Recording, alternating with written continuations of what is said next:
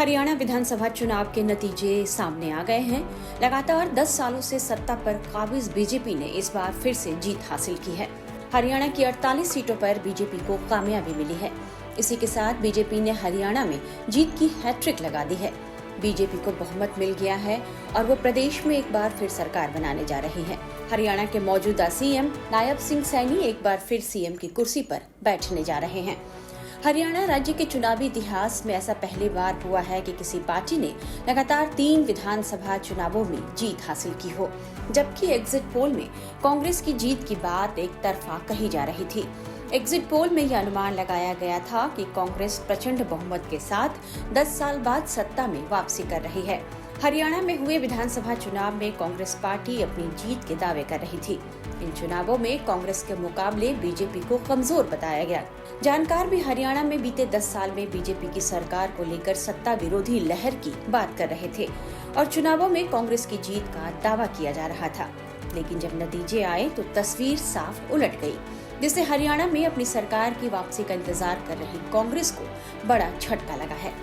आखिर वो कौन सी वजह रही जिसने कांग्रेस में राज्य का खेल बिगाड़ दिया? तो इसमें सबसे बड़ी बात जो कही जा रही है वो यह है कि जातीय घेराबंदी की दीवार तोड़ने में कांग्रेस नाकाम रही। चुनाव प्रचार के दौरान भूपेंद्र हुड्डा ने बार बार कहा था कि चुनाव में कांग्रेस बहुमत में आ रही है क्योंकि 36 बिरादरी कांग्रेस के साथ है, मगर चुनाव परिणामों से कुछ और ही हकीकत का पता चलता है। नतीजों से साफ है कि बीजेपी के परंपरागत वोट बैंक में सेंध लगाने में कांग्रेस नाकाम रही। हरियाणा के बारे में कहा जाता है कि परंपरागत तौर पर राज्य का समाज 36 बिरादरी से बना है। ऐसे में राजनीतिक पार्टियां चुनावी रणनीति बनाते समय इस फैक्टर का खास तौर पर ध्यान रखती हैं। लेकिन कांग्रेस के बारे में कहा जा रहा है कि राज्य के पूर्व मुख्यमंत्री भूपेंद्र सिंह हुड्डा की वजह से कांग्रेस का ज्यादातर ध्यान जाट वोटर्स पर ही रहा। कांग्रेस की रणनीति को देखकर ये सहज अनुमान लगाया जा सकता है कि उसके फोकस में जाट और दलित वोटर्स ही रहे। हुड्डा के जरिए जाट तो कुमारी शैलजा के जरिए दलित वोटर्स को साधने की कोशिश हुई। इससे दूसरी जातियों को अनदेखी का एहसास हुआ और वे कांग्रेस से छिटक गए। हरियाणा में जाटों की तादाद 22 से 25% है तो दलित करीब 22% है।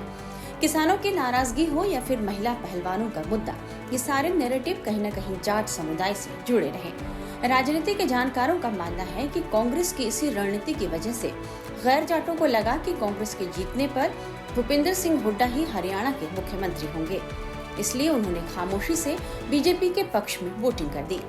जानकारों के मुताबिक हरियाणा में इस बार के विधानसभा चुनावों में वोटों का बंटवारा जाट और गैर जाट के आधार पर हो गया, जिसका सीधा नुकसान कांग्रेस को हुआ।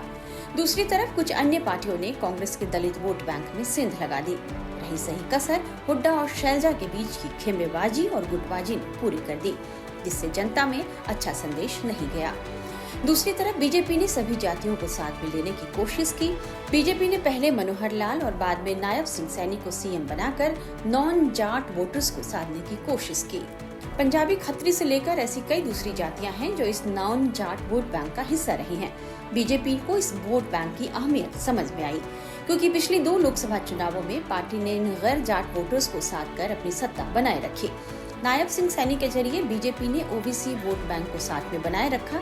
बीजेपी का दावा है कि हर जाति के लोगों ने उसे वोट किया है।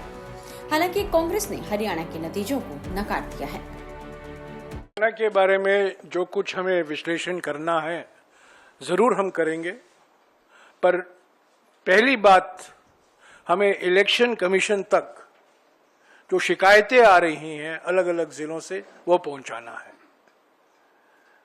हमने क्या किया, क्या नहीं किया, गलती कहां हुई, इसका विश्लेषण जरूर होगा, इस पर चिंतन जरूर होगा, बहस जरूर होगी।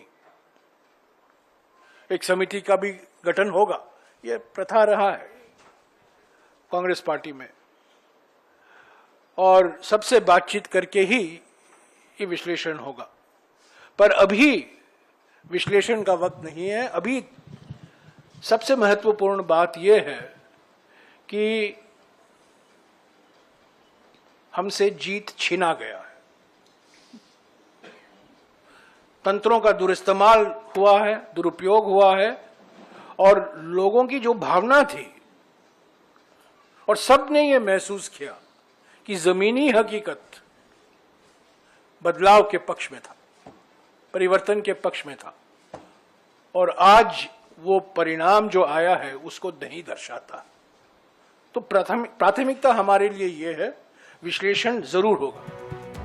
हरियाणा में जीत से बीजेपी बेहद उत्साहित है। प्रधानमंत्री नरेंद्र मोदी ने हरियाणा और जम्मू कश्मीर विधानसभा चुनाव के नतीजों पर 8 अक्टूबर की शाम पार्टी कार्यकर्ताओं को दिल्ली स्थित बीजेपी मुख्यालय में संबोधित किया। हरियाणा की जीत पर पीएम मोदी क्या बोले, आइए आपको सुनाते हैं।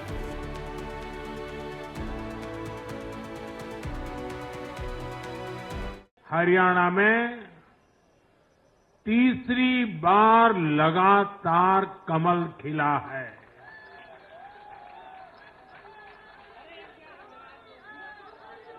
गीता की धरती पर सत्य की जीत हुई है। गीता की धरती पर विकास की जीत हुई है। गीता की धरती पर सुशासन की जीत हुई है। वहीं हरियाणा में बीजेपी की जीत पर राज्य के पूर्व मुख्यमंत्री और केंद्रीय मंत्री मनोहर लाल ने क्या कहा है, वो भी आप सुन लीजिए। जनता ने उसका प्रत्युत्तर में भारतीय जनता पार्टी की हरियाणा में तीसरी बार सरकार बनाई है, और ये अपने आप में एक रिकॉर्ड बना है कि हरियाणा में आज तक किसी भी पार्टी की लगातार तीसरी बार सरकार नहीं बनी थी। पहली बार भारतीय जनता पार्टी ने हरियाणा में लगातार तीसरी बार सरकार बनाई। कांग्रेस पार्टी ने एक मुद्दा बनाया था, पहलवान, किसान और जवान, ये मुद्दा बना करके कांग्रेस पार्टी इस बार चुनाव में उतरी थी। आप क्या लगता है ये मुद्दा उनका चला नहीं? मुद्दा तो यही था।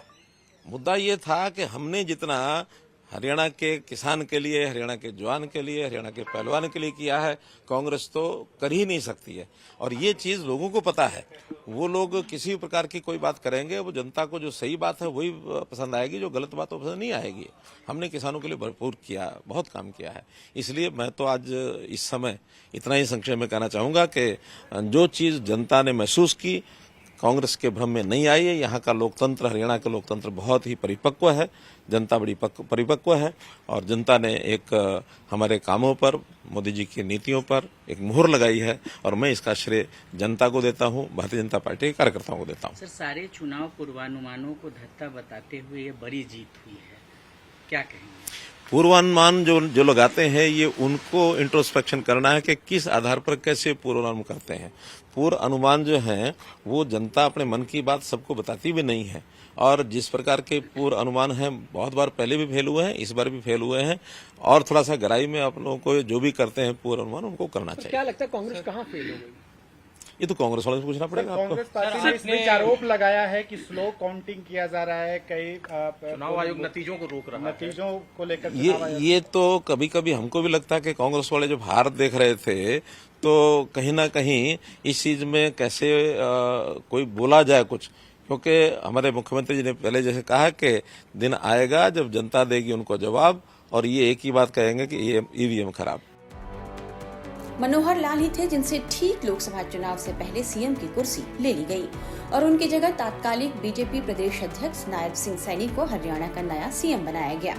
राजनीति के जानकारों को यह समझ में आया कि यह बीजेपी का ऐसा दांव है जो फेल हो सकता है, लेकिन चुनाव नतीजे देखने के बाद यह समझ में आ रहा है कि बीजेपी का यह दांव ही कामयाब हुआ है। सैनी को ऐसे समय में मुख्यमंत्री की कुर्सी मिली थी जब पार्टी पूर्व सीएम मनोहर लाल के 9.5 साल के शासन के बाद सत्ता विरोधी लहर का सामना कर रही थी। हालांकि सैनी ने इन सभी चुनौतियों का सामना किया और बीजेपी को तीसरी बार सत्ता दिलाने में कामयाबी हासिल की।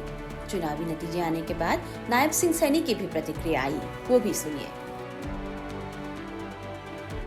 कांग्रेस को तो अभी भी सपने में है, हम ही जीत रहे हैं। आपने तो सुपर 6 मारा, आप मानते हैं कि एंटी इनकम्बेंसी उसको आगे दूर कैसे किया? नहीं, देखिए, हमारी जो आदरणीय मोदी जी के नेतृत्व में डबल इंजन सरकार चल रही थी, उन्होंने जो काम किया, गरीब के हित में काम किया, किसान के हित में काम किए, महिला के हित में काम किया है, युवा के हित में काम किया है। एक से बढ़कर के एक योजना हर वर्ग के लिए लेकर के आए हैं। गरीब का जो मजबूती से उत्थान किया है, ये मोदी जी की नीतियां हैं और उसका परिणाम है। पर जो ऑपोजिशन है ये बोल रहा है कि ईवीएम नहीं होना चाहिए, सत्यपाल मलिक ने ऐसा कहा है, दूसरों ने कहा है कि बड़ा स्लो रिजल्ट आ रहा था, मींस बोल रहे हैं कि मैनिपुलेशन हो सकता है, कैसे उसको? नहीं, देखिए, मैंने कल ही कहा था परसों प्रेस के अंदर भी, ये लोग जनता जवाब देगी और ये ईवीएम को खराब बताएंगे, ये ईवीएम को कोसेंगे। इनकी आदत है। नहीं, देखिए, मैं बड़े विश्वास के साथ, देखिए, मैं ये विश्वास के साथ कह रहा था कि हम जीत रहे हैं। मेरा कहीं भी आपको स्टेटमेंट, क्योंकि मैं ग्राउंड की रिपोर्ट ले रहा था, मेरे पास 0 ग्राउंड की रिपोर्ट थी। लोगों का जो प्यार, जो उत्साह, जो स्नेह, जो आशीर्वाद हरियाणा के लोगों का मिल रहा था, गरीब का मिल रहा था, पिछड़े का मिल रहा था, और हरियाणा के 36 बरादरी का आशीर्वाद मिल रहा था। मैं उस आधार के ऊपर कह रहा था कि हम जीत रहे हैं और बड़े मैंडेट के साथ जीत रहे हैं। ये मैंने स्पष्ट रूप से कहा था। ये आदरणीय मोदी जी की नीतियों का परिणाम है, क्योंकि मोदी जी और डबल इंजन सरकार ने जो ज्वाइंट मिलकर के काम किया है, ये उसका परिणाम है। और अब हम आदरणीय मोदी जी के ही दिशा निर्देश के अंदर हरियाणा में तीव्र गति से विकास। 36 बरादरी का वोट है हमारे पास।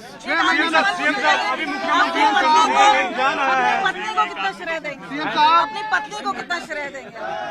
हाँ, देखिए, क्योंकि मैं तो लाडवा से चुनाव नहीं लड़ा, यही चुनाव लड़िया। इन्होंने गांव-गांव जाकर के इन्होंने लोगों का आशीर्वाद लिया है। राज्य के चुनाव परिणाम से यह तथ्य साबित हो गया है कि राज्य को समझना हो तो 36 बिरादरियों की पॉलिटिक्स को समझना होगा, जैसा बीजेपी ने कर दिखाया है। फिलहाल तो कांग्रेस नतीजों की समीक्षा कर रही है और बीजेपी सैनिक की ताजपोशी की तैयारी।